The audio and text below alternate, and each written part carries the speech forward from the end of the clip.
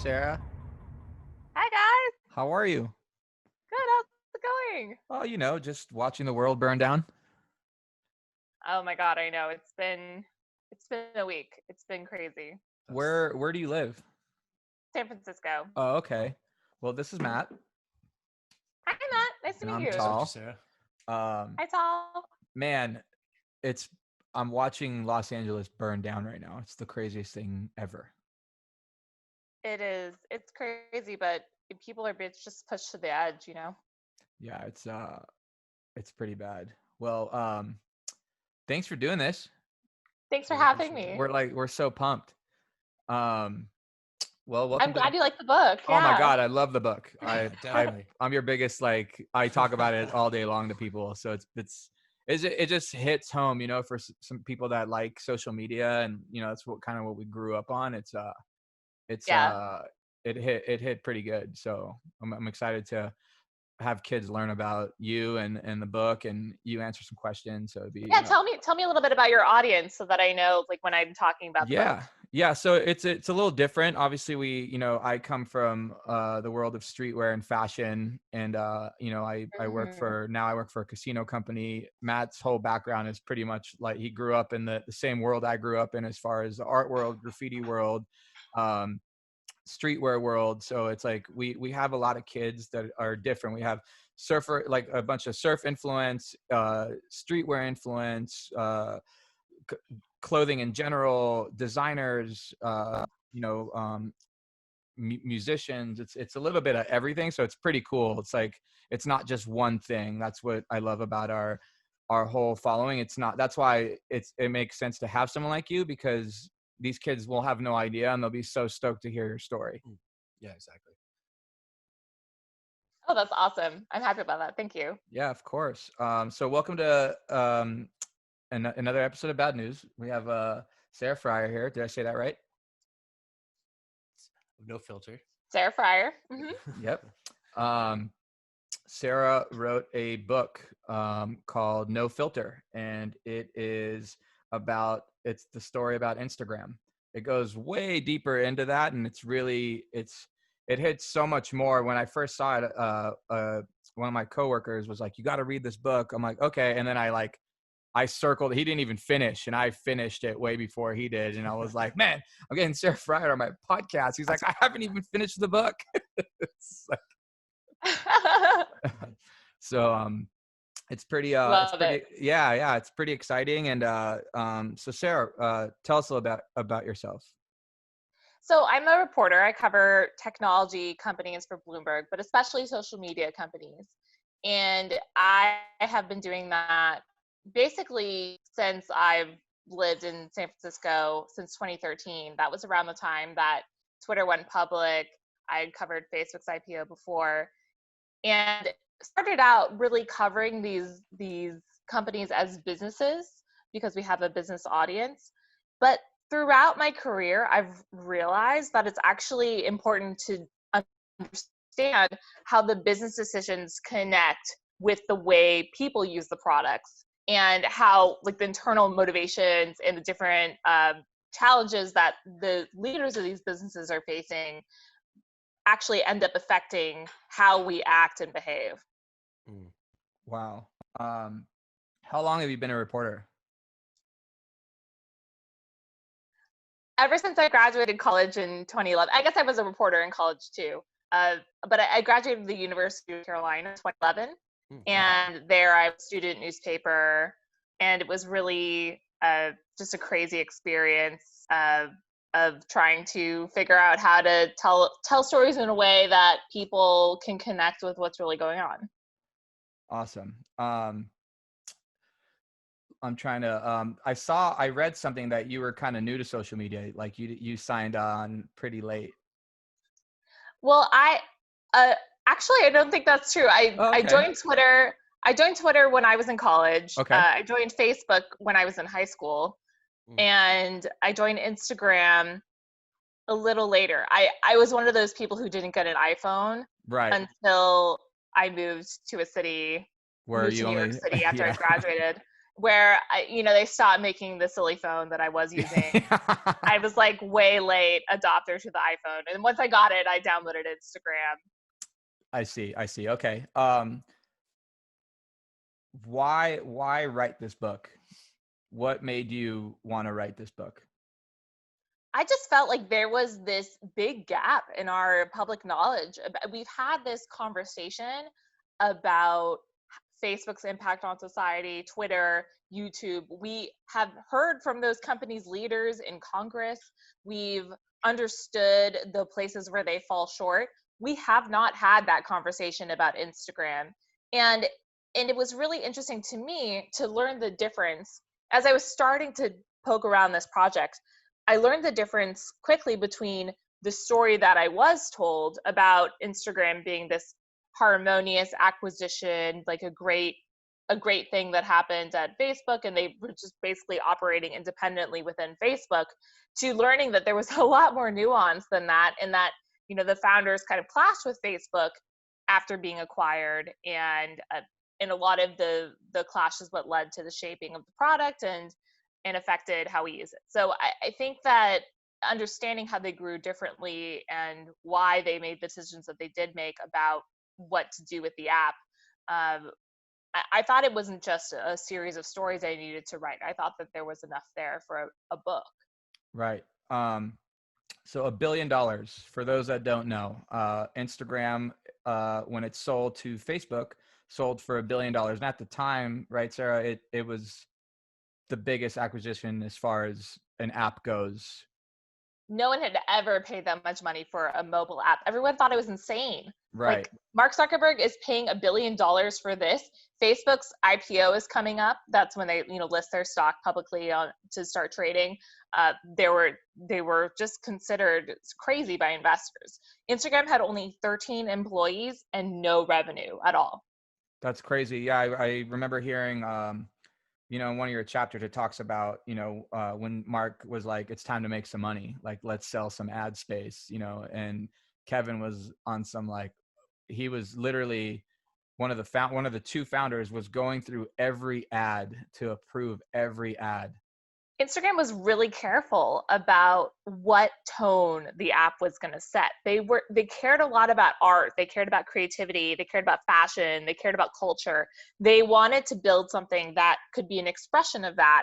And so when it came time to add advertising to Instagram, they didn't want to just copy paste the Facebook advertising, because Facebook had a lot of very billboard like ads that they had the phone numbers on them or the price tags on them, or fonts that Instagram did not think were very nice. Right. And Instagram wanted at least the first advertisers to do it in a way that spoke to the level of creativity that was rewarded on the app. Yeah. Well, what I also noticed that was cool is, like, Kevin would, like, catch mistakes and make them, like, change them, like, this is wrong, or, like, the company would write them like, hey, the time on the watch for this watch ad was wrong, we got to change it. I'm like, bro, thinking about it now, to change ads like that just my favorite story is he actually edited this photo of French fries because he didn't think that they looked tasty enough. So he adjusted the white balance and the saturation of the image. The ad wasn't even for McDonald's or anything. I think it was for some bank. And and he personally altered the French fries. That's so Matt. That's yeah, we gotta make sure everything looks perfect. Matt is Matt's a graphic designer for our company that we work for. He gets it. But he's that guy. There's some graphic designers that would just let it go and be like, it's all good, no one's gonna notice it. Matt would notice if there was too much grains of salt on the fries, look at this guy. I did like the chapter though when you talked about when they did go for $1 billion and how they broke up the money. And since you said there was only 13 initial employees, how the employees themselves thought, oh, we're rich. And then slowly they weren't going to make hardly any of them were going to make money at all. And then how they almost resented, the founders after that. It's kind of in a sense, I felt. Yeah, I think in Silicon Valley, the reason you decide to work for a startup like that is because you can reap massive awards if all goes well. And Instagram got the ultimate great exit as a tech company, and yet these people were, all of their relatives and friends were like, wow, I can't believe you're so rich now. They just got a little raise, maybe a little bonus, but a lot of them did not ever get massively rich. So, so there was some resentment there. I see that, Kevin Krieger is selling, like, they thought it was a perfect partnership to, help Instagram grow, for resources. And then that wasn't really the case. I mean, they were pretty much two separate companies. No one took Instagram serious at all. Even as they were growing at such a rapid pace, it was still like Facebook was like, eh. Facebook didn't really get it. Yeah. Instagram joined, and they thought it was really important to have direct relationships with their best users. So they would, reach out to celebrities. They would reach out to rising stars like teens who were getting massive followings, influencers who were just starting to become a thing, even people who are like amazing artists or photographers, or people who had really cool pets. Yeah. Instagram would have a team called the community team, and their sort of more official partnerships team that would reach out to those people who had those accounts and help them, or sometimes they wouldn't even tell them that they wanted to help, but they would just promote their accounts on the @Instagram feed, which has more followers today still than any Kardashian. And in that way, they could be kingmakers. They could sort of set the direction of the app's culture.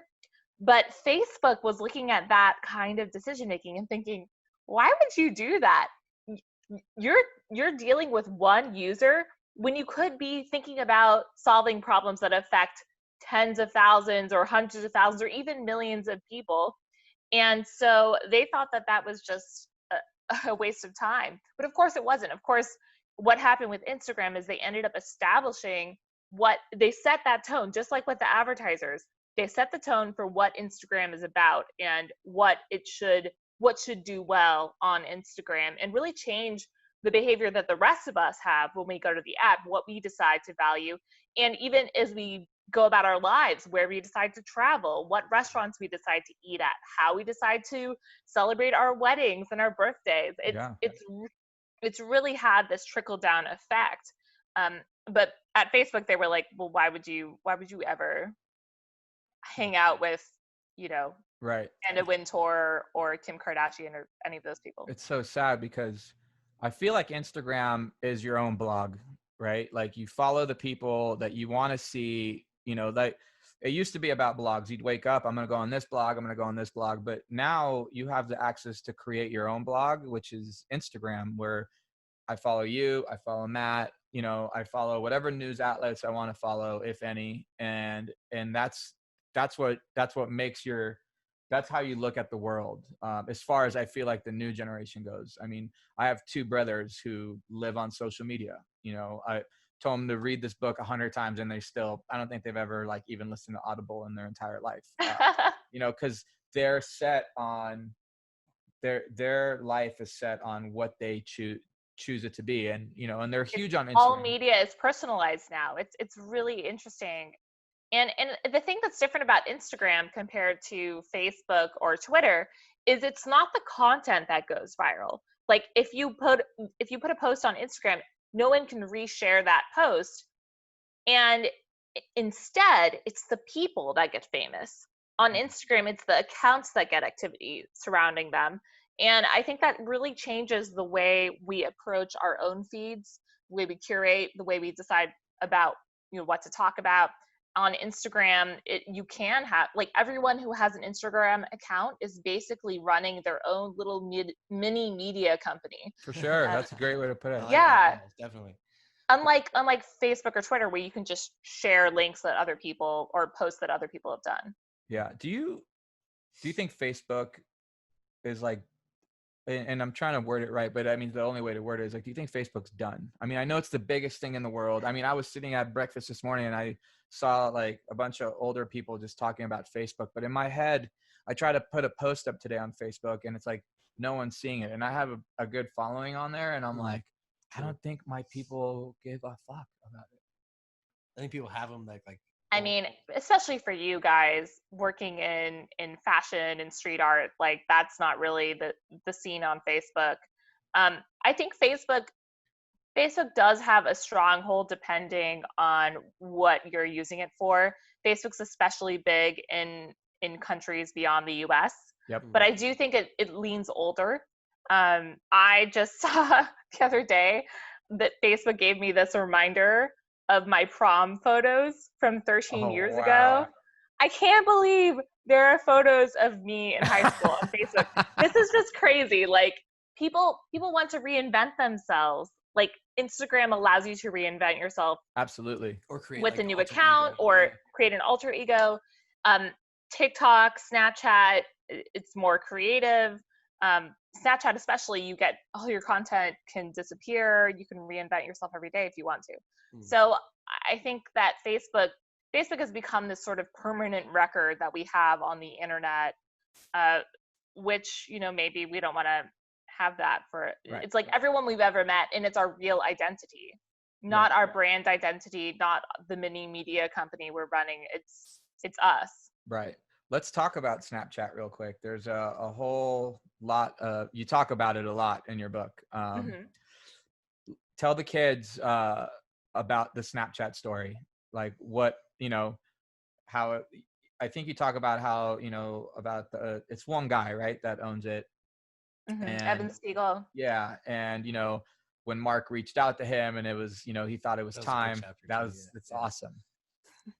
Yeah. So Snapchat released, especially young people, from that pressure, that bar, that the same bar that Instagram set for its users, that made it so so beautiful and escapist, like so artistic and creative. That was a lot of pressure if you're a young person and wanting to figure out who you are still.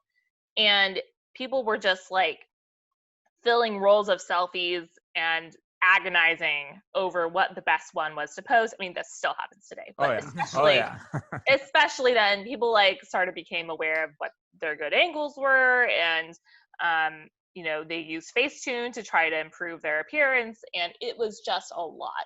And everyone was overanalyzing everyone else's interactions on Instagram. I include this segment from This American Life, which I'm sure would still resonate in high schools today, but it's these girls who like feel within 10 minutes they must respond if somebody posts a selfie and say, "Oh my God, you're so beautiful," but you don't want to comment unless you're close enough to that person. It's maddening to me how much pressure there is to do Instagram not just well, but the right way, and interact with everyone else in a proper manner. Anyway, Snapchat comes around. It's the one place where people can just be themselves. Right. And they can send selfies with no makeup. They can be silly. They can put face masks on. They can forget about everything they posted the next day. And that was something that Instagram at first, Kevin Systrom, the CEO of Instagram, the same one who was editing those French fries to make them more crispy looking, he was not into it. He was like, no, that's not what Instagram's about. We're not about half-eaten sandwiches. We are not about this kind of haphazard, unvarnished look at life. We're about like the polished, creative, beautiful world. And that's what people come to Instagram for. Well, he realized he was wrong. He went to the Oscars and he saw that even celebrities, the people who have like the most polished, beautiful lives, they were posting their one image on Instagram, and then they were posting the behind the scenes on Snapchat. They were posting like getting their makeup done, or getting in the limo, or walking the red carpet, or having a silly moment backstage with somebody. And Instagram realized all of that content was on the cutting room floor. Not only that, but their growth was in trouble, especially with young people, because young people felt like because the bar was so high, they didn't really need to post all the time, only when they had something valuable enough that mattered for the Instagram feed. So anyway, eventually he was convinced to copy Snapchat and build Instagram stories. And in doing so, it actually worked. People decided to post a lot more often on Instagram. People were posting on their stories every day, and it helped accelerate growth at Instagram and really bring the app back into a trajectory that would get them eventually to 1 billion users. It's crazy. So cool. It's what Mark tried to buy Snapchat, correct? Yes. For a few Which billion goes, dollars, which which was goes way to goes show, more. it goes to show how much he trusted Instagram to get it right. So he tried to buy Snapchat a few times. The first time was around 2012, 2013. Facebook was launching Poke, which was their version of a Snapchat Eeks. message. Yeah. It was like you send someone a snap and it disappears. That was their version of it. It's totally flopped. Flopped, yeah.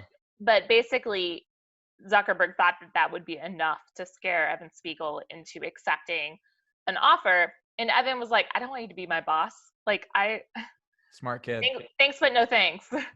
And then a few years later, just before Instagram is about to launch stories, Zuckerberg calls Evan Spiegel again and is like, listen, like, the offer's still open if you want to join.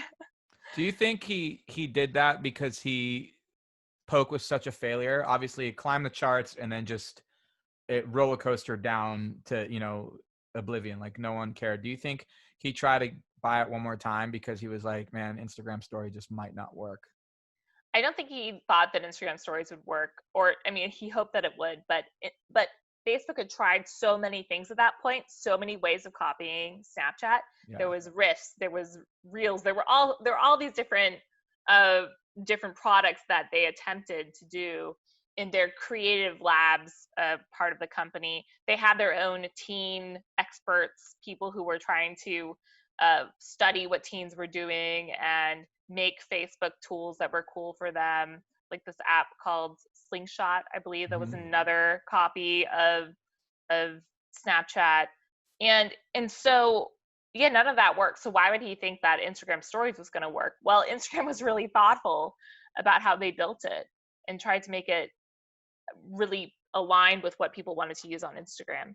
I just think that Zuckerberg is so interested in dominating the market that he wants to try not just one thing, but everything right. to try to dominate a competitor. It's not just the M&A, the acquisitions that he could do. It's also building the copycat products. It's also attempting to hurt them in another way, buying upstarts before they're a threat.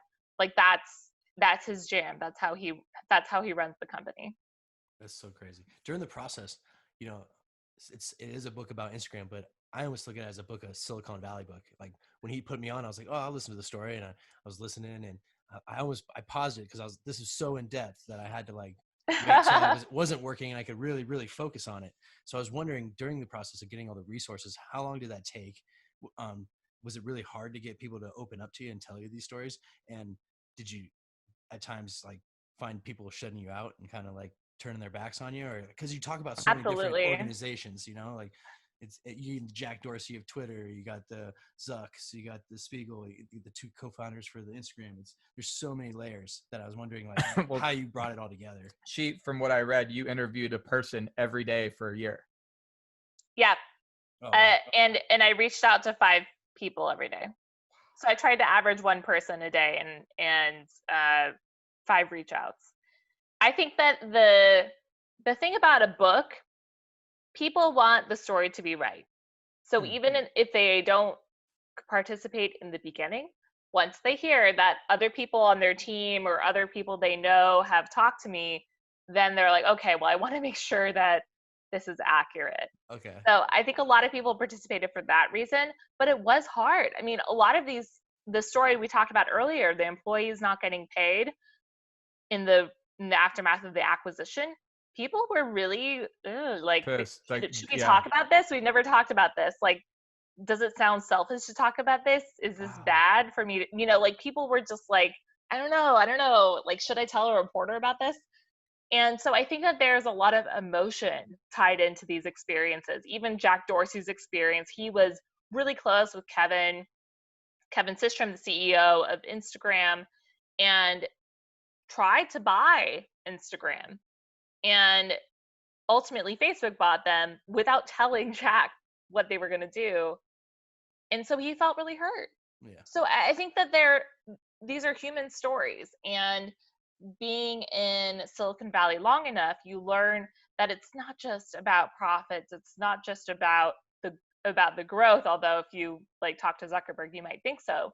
But it is about this feeling of like, how do I succeed? Like, how do I get to a point where other people recognize me, not just as a successful business person, but as a visionary? And I think that matters not just in Silicon Valley, but in our everyday lives, just as people using the internet. We are all measuring ourselves, and for better or for worse, comparing ourselves to other people. Right. I see, you know, you talk about like, how kids these days, like um, how people treat kids like shit on, cyberbullying, and how Instagram Yeah. it got to a whole different level on Instagram. And I feel like it's still getting worse and worse every day. Like, do you think that they're trying to fix that? Like, because they can't, they almost like they can't, because there's so much of it. Like, if Taylor Swift's got beef with the Kardashians, like you said, all of a sudden she's the snake, and like her, they had to call up Instagram and try to fix it. But I feel like it's just impossible. It's like impossible to fix. Even if they take away the likes, Yeah, comments. but the So the likes, they yeah. tried to do that, and I was like, if they take it, I don't really want to be on Instagram, because I'm into that, But then I see kids stressing out. It's like, if one girl's with her squad and she's not getting 100 likes, it's like, I got to take that photo away because it wasn't good enough. And you're like, bro, it's not that serious, but it is that serious. And it's like, how am I going to grow my followers and the new algorithms? And it's like, these kids are spending so much time like trying to figure out how to make it. And I'm sorry, I'm all over the place, but like, even like, I used to love the popular page, and now that's gone. And now my entire browse page, or whatever that thing's called, it's like, it's all like graffiti, because I like 2 graffiti photos, or I like a Virgil Abloh photo or a Bobby Hundreds photo, and it's like, for that week it'll be all t-shirts, and I'm like, I don't want that. I don't think that's what I want. No. So okay, let's unpack that. There's a few different things you mentioned there. So in terms of comparing ourselves to others and bullying, I mean, Instagram has more than 1 billion users. Their team is about 1,000 people. They work with Facebook to try to deal with their problems.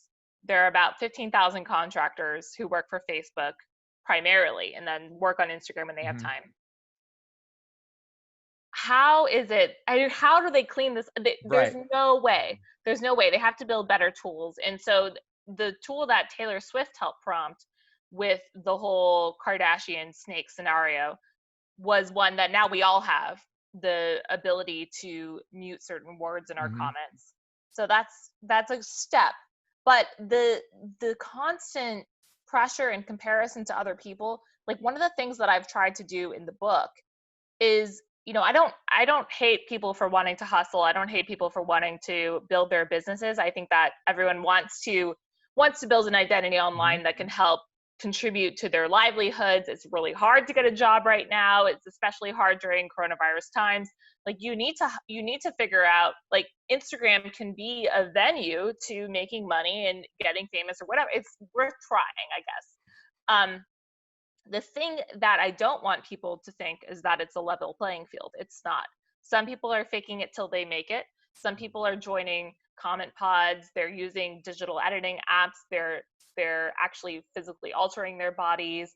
People are running scams. Like, there's so much that when we do this comparison of ourselves, like my follower ratio versus your ratio, or my level of comments versus yours, you don't realize that other people are cheating the system. Oh yeah. And then furthermore, then there's these untransparent ways that content gets rewarded, like Instagram's algorithm. So I tried to demystify that a little bit in my book, and try to explain to people how posts get rewarded and why they might not. And so I think that it's a really complicated thing to feel like you're trying your hardest and your content can't get seen. Now, the last thing you mentioned about you go to your Explore feed now and it's all stuff that you don't want more of this. No. This is because since the Instagram founders left, and we haven't talked about this yet, but eventually Zuckerberg feels threatened by Instagram's success, and the founders are tested on whether their success is cutting into Facebook's dominance. Zuckerberg calls that cannibalization. Mm-hmm. And ultimately they hacked attention. Yes. Ultimately, they feel like Zuckerberg is restricting resources, restricting headcount, restricting Instagram's ability to grow, and they leave the company. Now, Instagram is becoming more tightly integrated with Facebook and becoming more like Facebook. And the biggest difference between Instagram and Facebook, but beyond what we talked about, the resharing and the way the anonymity, beyond those things, the biggest difference is that Instagram wants to show you stuff that you don't know you want to see. Like they want to introduce you to new artists, to new hobbies, to new trends, to things that inspire you, to maybe go down a new rabbit hole. Facebook has always been about showing you more of what you've already seen, because they see the data, they see, okay, you always like this kind of post, or you always share this kind of story. They're trying to get you to do it again and again, higher engagement. So now with the recommendation algorithm on Instagram, it's a more Facebookian way of talking to you. That, you know, the data tells us, the algorithm tells us, if you like street art on t-shirts, let's just show you street art on t-shirts. Yeah. Let's not show you like charcoal ice cream or like Right, dogs doing tricks on skateboards or whatever. So I think that that's part of what's happening, is Instagram is becoming more like Facebook. They're sending you more recommendations of who to follow based on who you already follow. They are sending you more notifications to log into not just Instagram but Facebook. They're trying to be more aggressive about capturing your attention.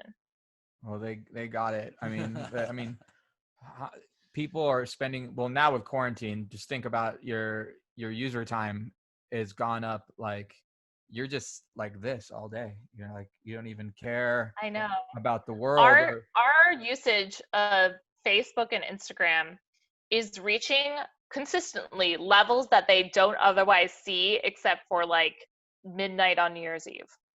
That's insane. Wow.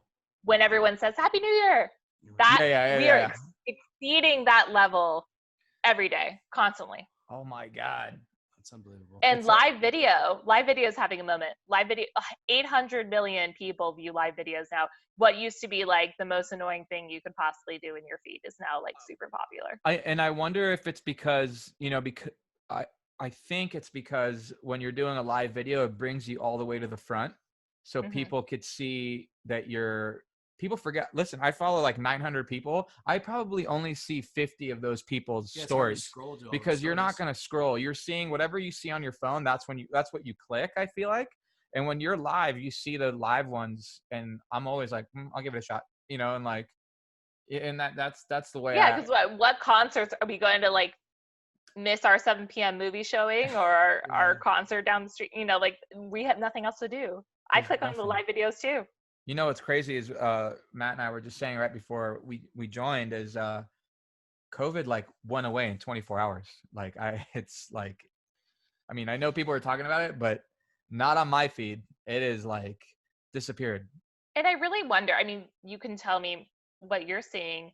I really wonder if we're going to get to this point where in the beginning of the COVID outbreak and the shelter in place, we all had this feeling of all being in this together, and everyone was using the stay home sticker, and everyone was telling each other how to, you know, songs you can wash your hands to, etc. Now some people are over it, and they're going to go out and they're going to have the same sort of performative Instagram life, and other people are going to continue to be like good citizens, very conservative about their behavior. And or they're immunocompromised, or they have elderly parents in their home, or whatever it might be, where they don't feel like they can go out and have a drink at a restaurant like some of their friends are. Right. And so I think that there's going to start to be this divide in our society between the people who can have the kind of performative Instagram life that they had before the virus and people who can't. That's great. Great answer. So many people. There was a quote from you that I loved, which will probably be like the name of the, not just No Filter, but I read that you wrote, "Everything breaks at a billion," and I Yes. really like that. And I think you should explain like what you meant by that, So that quote is actually from an Instagram executive who was very concerned about the lack of attention to Instagram's users. That because the platform was so big, not only did it threaten Mark Zuckerberg, provoking him to take further control, it also made it more difficult to solve the problems that Instagram's users were having. And another executive talked about it like this: like, they're constantly putting out fires. And imagine if you have like an apartment that has a leak or a rat problem or something, and you keep patching the leak, or you keep, putting out the traps, but you're not solving the root of the problem. There might be a structural issue with the building. There might be a way to solve this from ever happening, but that takes more resources. It takes more time. It takes a little bit of proactive behavior. And because Instagram is so large now, but also a second priority for Facebook Inc., that Facebook has these big public problems that we all talk about and we all care about, the Instagram issues may not go addressed. They're still going to be playing whack-a-mole on those problems. And so that's one thing that the executive meant by everything breaks at a billion. Like, the Instagram as we know it is going to change quite a bit, and they're not going to be able to be proactive about solving the issues that we all face as Instagram users. That's crazy. So Mark fully turned you down for any, I mean, you got quotes, right? But you definitely didn't get an interview from him because.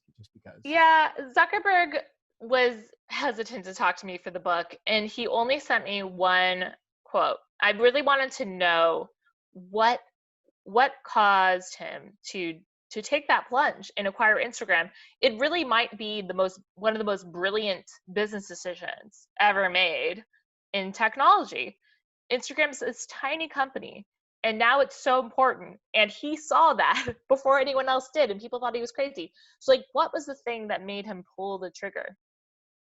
And I don't know that I'll ever know the full answer.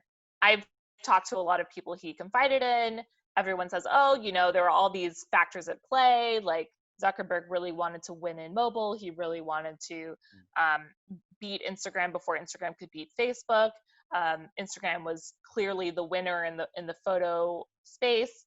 But in his brain, like, what was the thing? Like, was there a phone call? Was there something?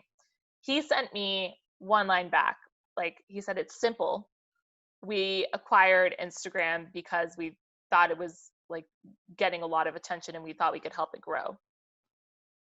And growth is the key word in that sentence, because, and I may have gotten that a little bit wrong, but growth is the key value that Zuckerberg has. And I think that growth is also something that's been infused into our culture by these apps, right? We want to grow. We want to have a bigger following. We want to have more attention. We want to build something off of our social media presence. But growth is not always a good thing. Like you said, everything breaks, like the executive said, everything breaks at a billion. So I thought that was pretty revelatory, that shows his value system and has sort of taught all of us to adopt that same value system. Yeah, I found it really interesting, and this was early on, was, Instagram was making some noise, but then people like Bieber joined, and like every time he would post, I mean, they thought they were going to crash because it was so big, and they had to get a different server. They had to get a server just for Justin. Yeah, that's insane.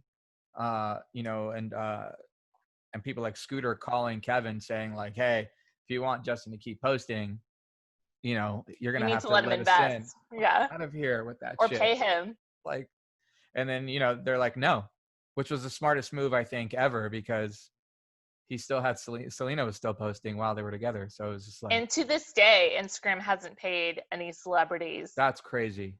But they're going to start. Really? Yeah.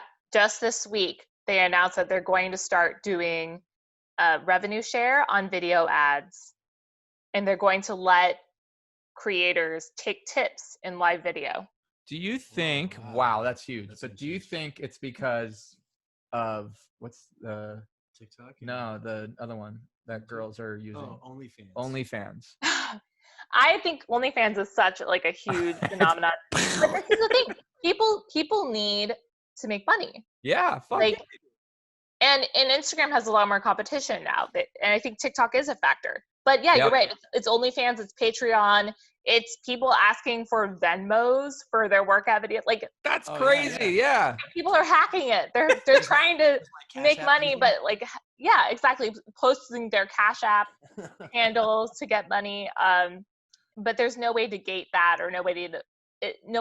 So this is a good way to start trickling in cash for creators who may previously have relied more heavily on brand deals, right? So like insane, yeah. Or took like a majority of their content to YouTube or something like that, which would be an alternate platform. Right. A lot of people feel like if they're big on Instagram, they have to have a YouTube in order to make a steady income, or they have to have merch, or they have to have a podcast so they can run ads again.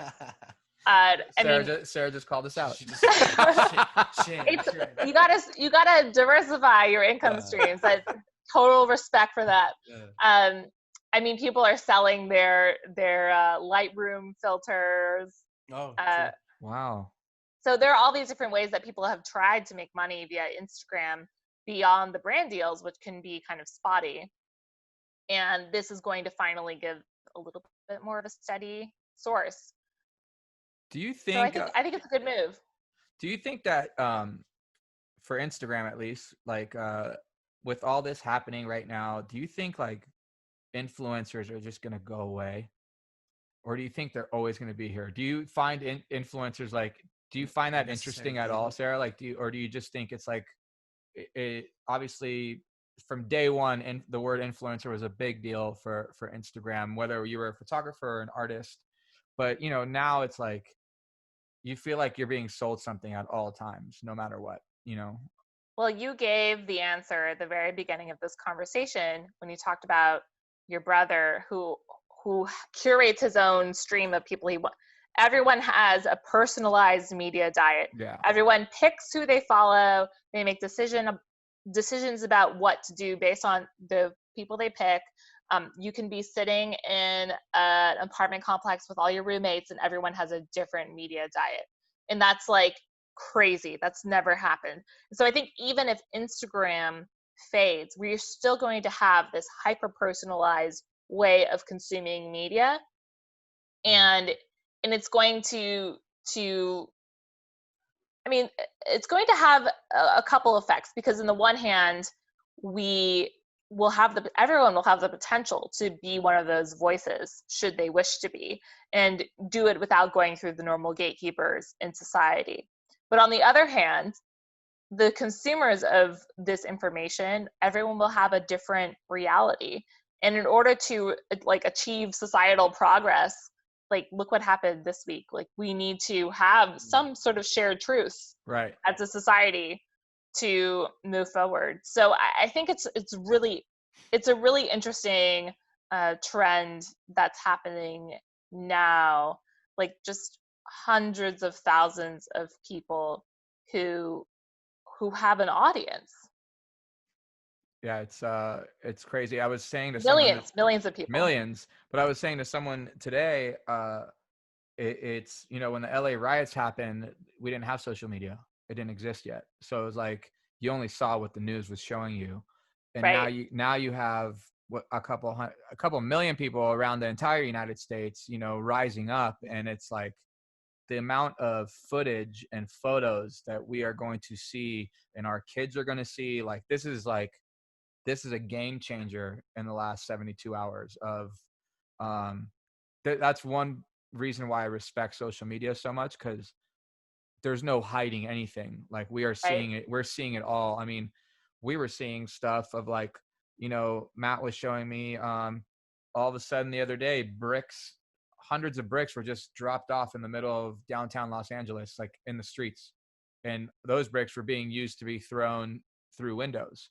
And then you see another video of a guy paying some people to go throw things to just cause this big thing. And it's like someone caught everybody doing all this, and now there's no getting away from anything. There's just everyone's watching. Right. So it's kind of crazy just to see what's going on, and the media, as much as it bothers me sometimes, of with this whole COVID thing, I'm watching Las Vegas literally burn, because it relies on selling rooms, and we're closed right now, and a lot of people are out of a job and they don't know what to do. People are like, oh, did you see that girl started an OnlyFans account? I'm like, I can't judge that, because that girl needs to make money. Her parents don't have any money, so it's really sad. But I hope that the world jumps back quick. I don't even know where I was going with it. I mean, I think the one thing I'd add to that is we do need to be careful about retweeting, about resharing things that we don't know are true. And even though you see all these videos that go viral, that kind of thing has been weaponized by people on all sides in the past, right? And so it's really hard. I remember in the beginning of the coronavirus pandemic, a lot of these text threads would go viral, my friend's uncle is in a hospital in Seattle, and this is what they're seeing. And sometimes it would be totally legit and sometimes it wouldn't. There was that thread from the Stanford guy saying if you hold your breath for a certain amount of 10 seconds, you don't have corona. And so everyone was like, okay, good. That's an easy thing for me to remember. I'll try that every day. It turns out that was not from a Stanford doctor. So I think that we have to be careful, when we get these things, we get the videos, it could be everyone always shares photos of a shark. Right. Every time there's a hurricane, everyone shares that photo of a shark in the water by someone's house. And it's amazing. It always goes viral, and it's always fake. So I think that as consumers of this new media, we also need to figure out, do reverse image searches, figure out that the thing that people are tweeting is actually from this riot and not a different riot, or from this location and not some location in a different country. So I think it does open up the floodgates for everyone to be a source of news and a source of commentary. But that also means that there aren't professionals vetting it all. And I have noticed that some of the social platforms are adding some type of filter or a block that you have to click on that says this could be false information or misleading. And do you think that's a good or a bad thing? I know that you just kind of said that I mean, necessary evil in a sense. It's a tricky thing, right? Because them to justify what's true and false at the same time, that's also them just getting to create their own funnel.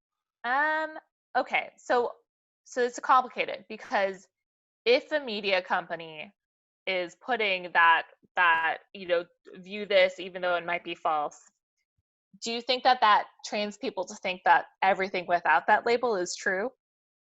Yeah, possibly. Yeah. So there are trade-offs with every action, but on the same hand, the stuff that goes viral that is false has a potential to be very damaging. Or the Christchurch shooting, that went viral. Even though the companies tried to take down those videos were being repurposed and going viral, and you don't want that in your feed. So I think that we can't necessarily trust the companies to get everything right. But we also have to understand that it's not about whether they fact check something or not, or whether they stand up against information or not. Like, that's certainly going to be important, but those are one-off situations. Yeah. There's a structural issue with content going viral, with posts that are not true getting a voice, and that's not something that you can stop by just putting a warning label on it all. Wow. In the book you talk, there was like a section which some kids may not understand because I don't fully understand it, but like even like the ads you talk about with like the Clintons and Trumps, I think you and I were talking about it on the phone where I was bringing it up. You know, I brought up how, you know, Hillary Clinton only had like, you know, however many ads or however that was being portrayed, you know, by buying ad space compared to Trump. How did that work? Okay. So you're right. It's a little wonky, a little complicated. Yeah. So Facebook was really concerned that they would be perceived as biased in the run up to the 2016 presidential election. So even though they found a lot of misinformation and a lot of fake news running wild on their platform, they thought that if they were to take it down, that people would think that they were like fixing the election. So they did nothing. And in fact, they offered help to both the Trump campaign and the Clinton campaign and said, hey, if you guys are pretty high-end advertising clients for us this year, we would love to come in and tell you how to do this.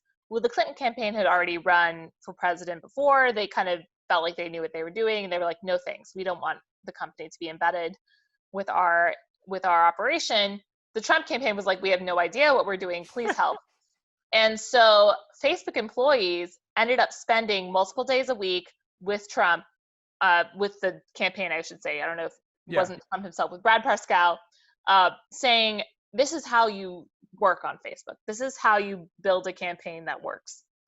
And the ads that Hillary Clinton ran were brand ads, like, you know, look at her record. She's when I say brand ad, it's an ad meant to increase your affinity with this particular object or person or product. The ads that Trump ran, they were calls to action. They're called, in the advertising industry, direct response ads. So those are ads that get you to sign up for a list, or get you to donate, or get you to buy merch. Like, those are ads that work a lot better on Facebook than the brand ads, because they are measurable. And the way that Facebook works, it's not about like the human story. It's about what can you measure and then optimize against. And so if you have a goal, like a specific goal that you want to achieve on Facebook, it goes a lot farther. So anyway, all of Trump ads, most of his ads were in that category. Most of Hillary's ads were in the other category. Trump also used Facebook systems to say, okay, if this ad worked for these 40,000 people, let's find 400,000 people who look like those people and build out this audience. So you basically find the people who would be most receptive to that message based on the data. And then just do that over and over and over and over again. Whereas the Clinton campaign was like, well, we care about voters in X state, or we care about voters in X demographic, and they would send them a message that they thought would do well for the voters. Like, Trump campaign was all just automated. That's crazy. People should take notes. Yeah. Because crushed it. Last question, because we roll it fast. What do you look, the word success, Sarah, what does it mean to you? Wow. I mean, I think to me it means helping people in some way that they remember. Like, success is like leaving an imprint beyond yourself that you can, like, if you were to disappear tomorrow, like, you would have done something that helps people remember that you were a good force. That's awesome. All right. And where can they find you at? I'm at Sarah Frier on Facebook and sorry, I should say Instagram and Twitter. I don't really post on Facebook that much. And that's just SARAH FRIER. And you can buy the book anywhere books are sold. Oh, It's definitely. called No Filter: The Inside Story of Instagram. I love it. Awesome. What's your TikTok? I do have a TikTok. What? No, I do, but I'm a lurker on TikTok. Okay. So believe it or not, like the stuff you'll see with me is like it's not happening for me in there. I'm lurking for sure. Yeah. I just like consume as opposed to. I think I posted like a couple cooking videos, but I'm always wondering with that. It requires some serious talent. Serious time, and I'm always wondering like, how did I get those views? I thought I had like a good finger too. My finger is like, I don't have good precision with my finger. No, it's just not happening. Yeah. Awesome. Thank you so much, Sarah. Thanks, guys. Thanks for having me. Yeah, of course. Thank you. See ya.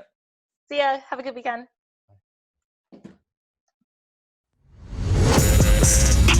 That's just terrible. Bad news.